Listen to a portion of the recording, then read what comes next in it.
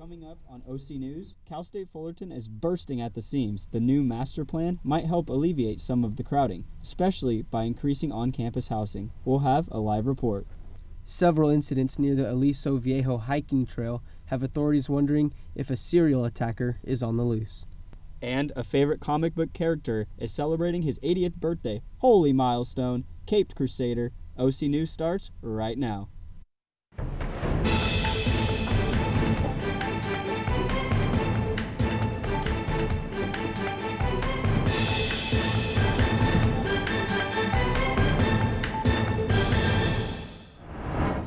Welcome to OC News. I'm Kyle Fulbright. And I'm Curtis Redmond. OC News is brought to you by the broadcast journalism students at Cal State Fullerton.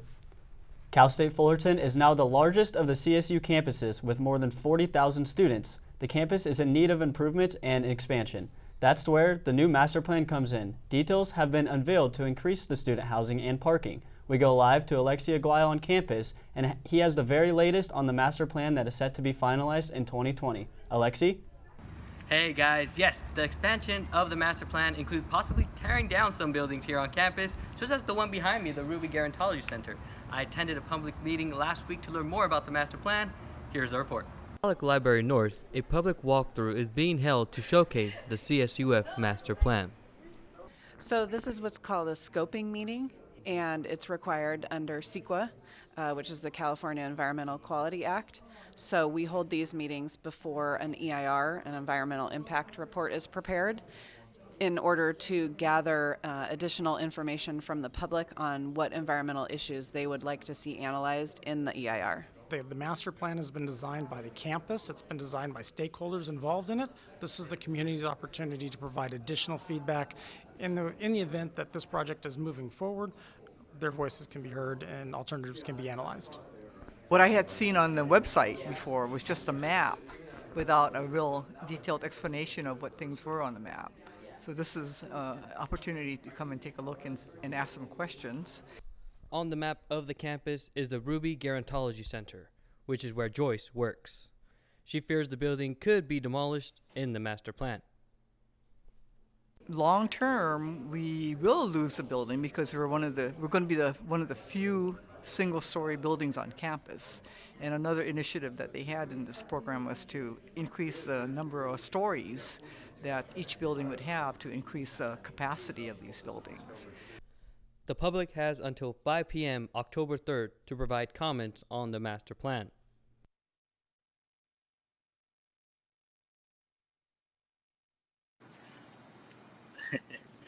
More meetings are expected, but if you wish to fill out the comment card already, feel free to go to the website masterplan.fullerton.edu. Again, you have until October 3rd to do so. That's all I have for you today. My name is Alexi Aguayo. Back to you guys in studio. Thanks, Lexi. One of the biggest problems at Cal State Fullerton is, you guessed it, parking. And don't expect it to get better anytime soon. OC News' Rita Laveau has more. With 1 month into the fall semester, parking is still a huge problem. Cal State Fullerton proposed a parking expansion at the east side lot during the spring 2019 semester. However, with this new project comes more problems for faculty, staff, and students this upcoming year. Marketing and info systems student Stephanie Lint lives in housing since fall 2015, and the one word that she describes the new parking structure? It's just annoying. The expansion is leading to an increase on our parking permits, which is ridiculous because we don't even get to use the parking structure that they're building. So here's all this new parking really close to housing that we don't even get to use, but we have to pay for. Ron Romaine, a professor in the College of Communication, voices his concern over the scarce amount of parking for faculty. Yeah, I have really mixed feelings about it. I suspect the move was political on the university's part, because obviously if faculty and staff complain, it carries more weight than students complaining. And so you do wonder if they made that choice based on who was going to complain the loudest. For you guys to be spending almost $300 a semester and to not be able to find a parking place within a reasonable amount of time is just horrible. Parking permit prices increased last spring semester from $239 to this semester being $289, with the upcoming fall 2020 rising up again $334.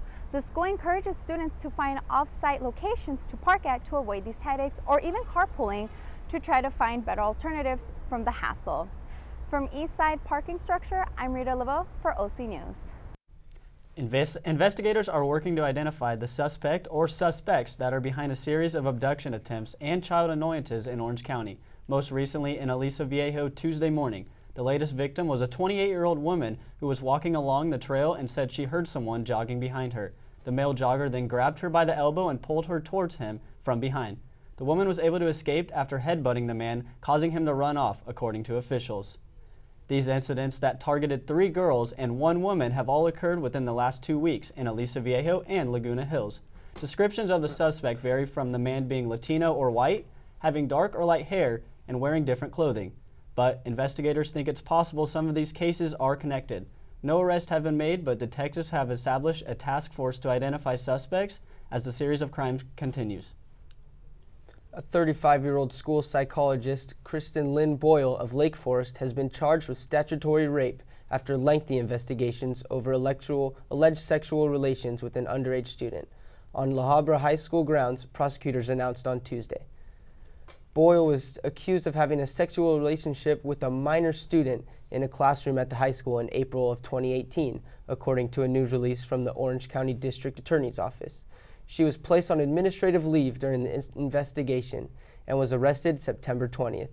No other victims were uncovered during the investigation. Boyle faces up to 3 years in prison if convicted.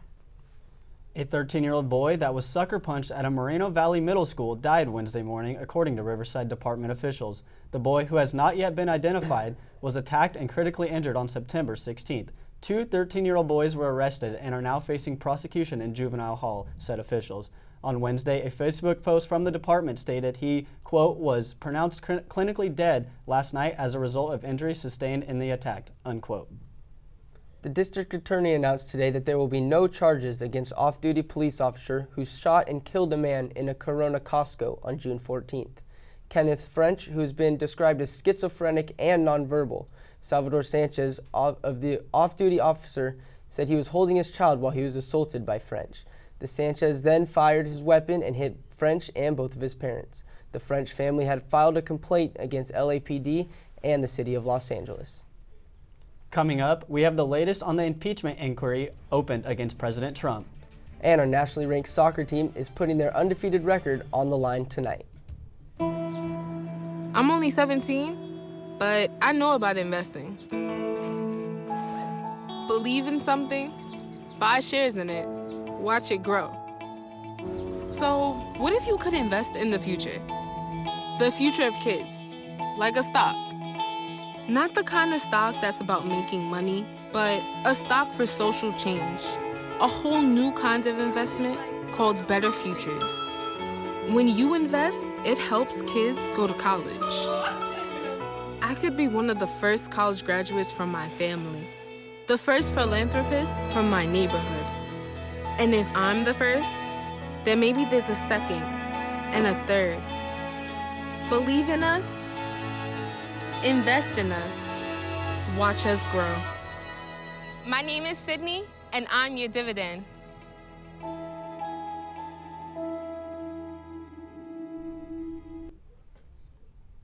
Speaker of the House Nancy Pelosi recently released a formal impeachment inquiry of President Trump. Trump denied the allegations that he pressured the president of Ukraine to investigate business ties with former President Joe Biden's son and called the whole inquiry a witch hunt. CNN's Karen Kaifa has more on the story. The transcript of the call between President Donald Trump and the president of Ukraine has just been released. In the transcript, Trump repeatedly asks President Zelensky to investigate former Vice President Joe Biden and his son and to speak with his personal attorney, Rudy Giuliani. A lot of European countries are the same way, so I think it's something you want to look at. But the United States has been very, very good to Ukraine. I wouldn't say that it's reciprocal necessarily because things are happening that are not good, but the United States has been very, very good to Ukraine. This transcript was released one day after House Speaker Nancy Pelosi announced a formal impeachment inquiry against Trump. The president must be held accountable. No one is above the law. House GOP leadership sharply critical of the speaker. Speaker Pelosi happens to be the Speaker of this House, but she does not speak for America when it comes to this issue. Ukraine's president denies Trump pressured him over anything.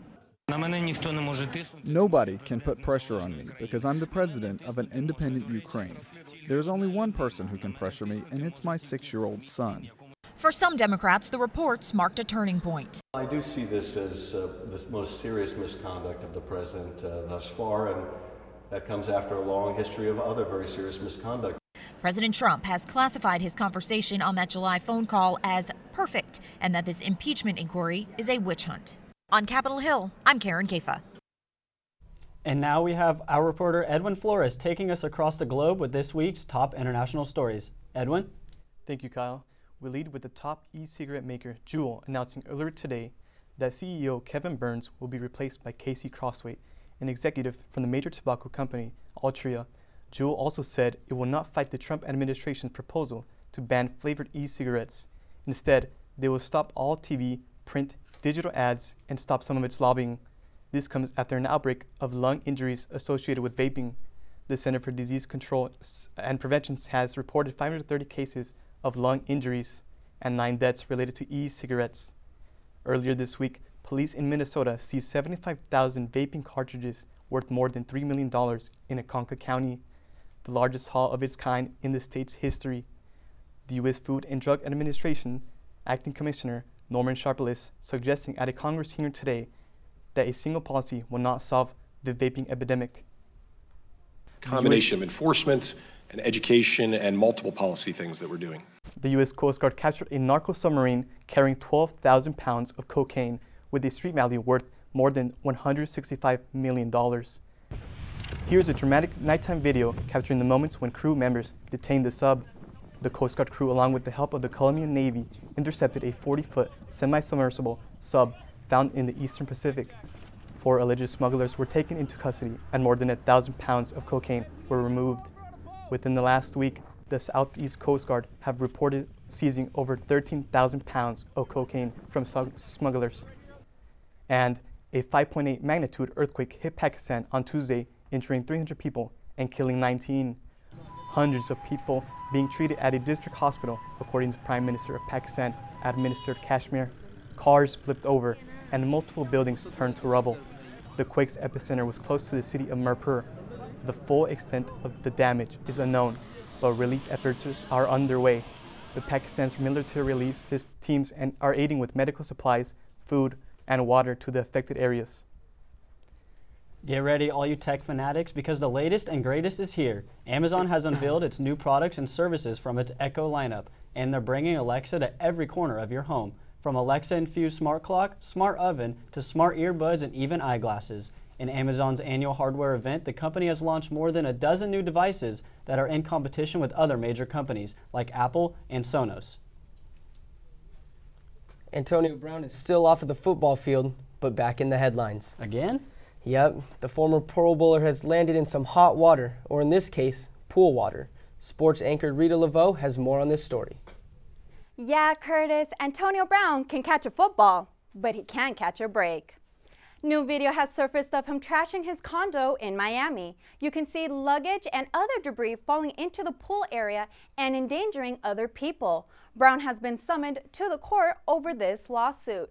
The news is only the latest in the Brown saga, as he announced his retirement from the NFL following his release by the New England Patriots.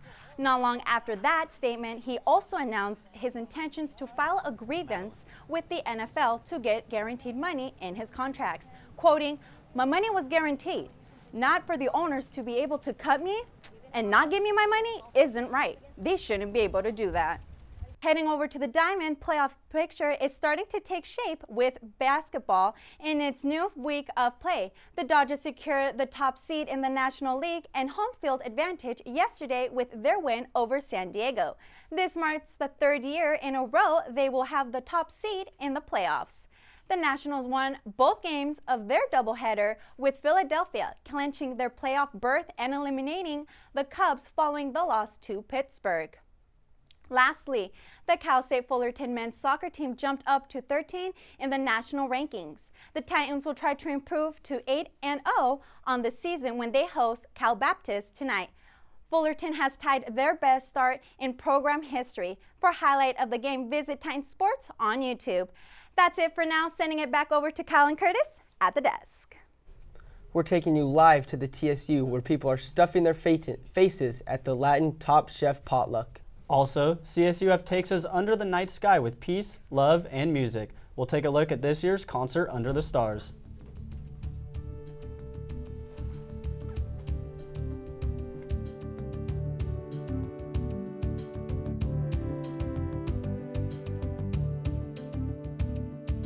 Patriotism. It inspires passionate debate. It's worn like a badge of honor with good reason, because it means love and devotion for one's country. But what really makes up this country of ours? It's the people. To love America is to love all Americans. This year, patriotism shouldn't just be about pride of country. It should be about love. Love beyond age, sexuality, disability, race, religion, and other labels. Because love has no labels.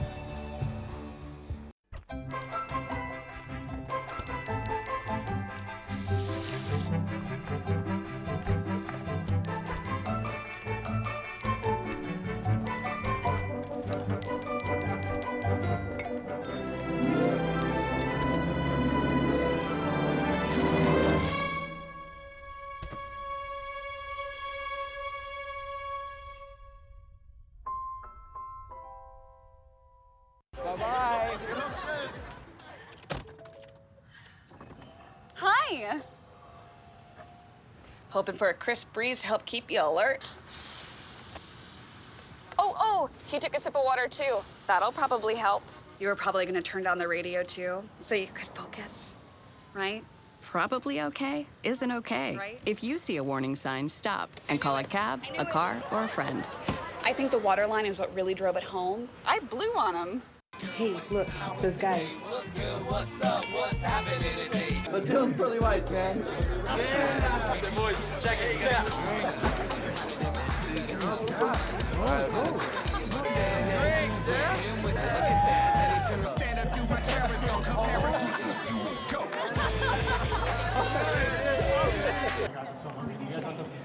Ooh, cute. Are you good to try? I'm fine. Hey girl, what's up? What's the name? What's up? How many did you have? I should be fine. You should be. Sir, go and step out of the vehicle for me. Yes, sir. See ya, buddy. Today, Sean's got a hearing. We'll see how it goes. Good luck.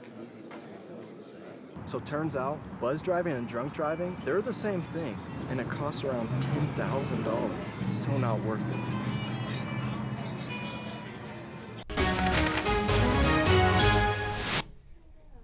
This just in, an arrest has been made in relation with the Aliso Viejo hiking trail attacks. 30-year-old Christopher Lopez of Aliso Viejo has been booked into the Orange County Jail. He's accused of child molestation or annoyance. If you hear someone on campus humming The Age of Aquarius, you could probably guess they attended the concert Under the Stars. Our entertainment anchor Mackenzie Quinn is here with all the details. The CSUF campus transcended through time Saturday night to celebrate peace, love, and music at the annual concert Under the Stars, an homage to Woodstock's 50th anniversary. Students and notable alumni performers took to the stage in bright 70s attire to sing and dance. Community members got to bond and boogie to the high-energy music before ending the night with a big bang as fireworks lit up the sky. But around the world, something else was illuminating. People from around the world took to the streets to honor their favorite superhero, celebrating his 80th anniversary, with costume contests, fun runs, and fan tributes. Traveling from Spain, Japan, and to the United States, to name a few, buildings held the bat signal. Batman, who originally made his debut in the 1939 pages of Detective Comics, has since gone on to have his own comic books, films, and even video games. With the global franchise only increasing, a new Batman film is to be announced, and the new Joker film is expected to release next week. It is no doubt that Batman has earned his place in our skies and stars. And speaking of stars, the Emmys took place this weekend, and our reporter Daisy Tornell got up close and personal to some aspiring actors on their opinions on the Emmys. Hey guys, we're here at the Emmy Awards after party in Hollywood, catching up on the latest on the event. One of the greatest nights in television just took place this Sunday in Los Angeles. This marks the 71st Primetime Emmy Awards in history. And I got to attend one of the red carpet after parties in Hollywood. I had the chance to interview many actors and artists on their thoughts on the Emmys and who their favorite wins of the night were. Oh, amazing. RuPaul's Drag Race won Best Reality TV Program, and I was like, yes, oh my gosh, it was very, very exciting. I love Marvelous Mrs. Maisel, but Game of Thrones is my thing. So I'm really happy they took a lot of awards home. Oh, I gotta go with When They See Us. Yeah, Jharrel Jerome. I mean, it was very difficult for me to sit through it, especially understanding it's a true story and these things really happen to people. But he did such a phenomenal job, so it was great to see him rewarded. Oh, it was great. It was great. Congratulations to Billy Porter. Congratulations to Jharrel. Man, it's really looking good. I thought it was awesome. As an actress myself, my favorite thing about always award shows is just recognizing the talent, not just actors, all of it. And particularly with the Emmys, my favorite thing is how far we've come in television. I know this is said a lot, but we really have. I'm an Emmy nominee. I got nominated for a Daytime Emmy this year for Best Original Song. I'm a songwriter. And yeah, it's cool to support my peoples this year, and yeah.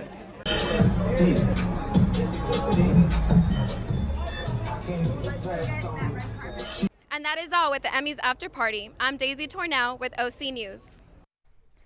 Yet the size of the after party could not distract from the ratings disaster that came with this year. Receiving a 1.6 rating among adults ages 18 through 49 and only a total of 6.9 million viewers created a historical low for the 71st Emmy Oscars. A significant number that dropped around 30% from last year's viewers, which held an audience of 10.2 million. Lack of a host, simple performances like a dancer in Meryl Streep masks, and a tacky TikTok audience cheer-along led to a lackluster Emmy Awards show, leaving viewers nervous about the years to come. That's all we have for entertainment. Back to you, Curtis. The CSUF Chicana and Chicano Resource Center is hosting a food competition on campus right now to celebrate Latinx culture. We have our own reporter, Alexi Aguayo, to show us what's going on. Alexi? Hey guys, yes, we're here at the Latinx Top Chef Potluck. If you go ahead and take a look behind me, we're expecting tables, amounts of food, and this is for competition for a $50 grocery gift card. And again, this is Latin inspired, so the dish here has to be Latin inspired. I want to go ahead and bring in Ariana. Ariana is the coordinator for the Chicana y Chicano Resource Center, which is hosting this event. So Ariana, please tell me, why are you hosting this celebration? So for me, it's really important to highlight different cultures within this community. So we're focusing on Chimeric at least. We're highlighting ropa vieja, which is traditionally a Cuban dish. We're also highlighting tamales, which is traditional Mexican dish that's from Central American countries, and we're also highlighting plantains, which is a common dish found in the Caribbean and also in some countries. So for me, it's really important that when the students come up here to present their dish, that they're talking about the cultural importance of this dish, if there's any familial recipes, and what the dish really means to them. So I think within the Latinx community, one way that we can run to our culture is food, and so this is one way that we could celebrate our Hispanic and Latinx heritage with the Latinx Heritage Month. Now, out of those dishes that you mentioned, what are you most excited for? I think for me, I'm Ecuadorian, so I was born in Ecuador, raised there, and I moved to the States when I was 10. So I've always loved plátanos fritos, and plantains is just like my go-to dish. And I know students are making that in conjunction rice as well. So that's what I'm most looking forward to. I know other students have never tried ropa vieja because it's a dish that's not commonly found in SoCal. So I know students have told me that. Well, we look forward to trying that dish. That sounds delicious. Thank you, Ariana. Again, students are allowed to come in here at the Chicana Resource Center until 7 p.m. Again, you have until 7 p.m. to check out all the great food that will be Latin inspired. That's all I have for you today. We look forward to it. For more, I'm Alexi Grouse. Back to you guys, studio. Thank you for joining us today at OC News. Check out today's and past episodes on YouTube at OC News CSUF, or you can catch us live every Monday and Wednesday, live at 5 p.m. And don't forget to follow us on Twitter and Instagram at OC News CSUF. I'm Curtis Redmond. And I'm Kyle Fulbright. We'll see you next time.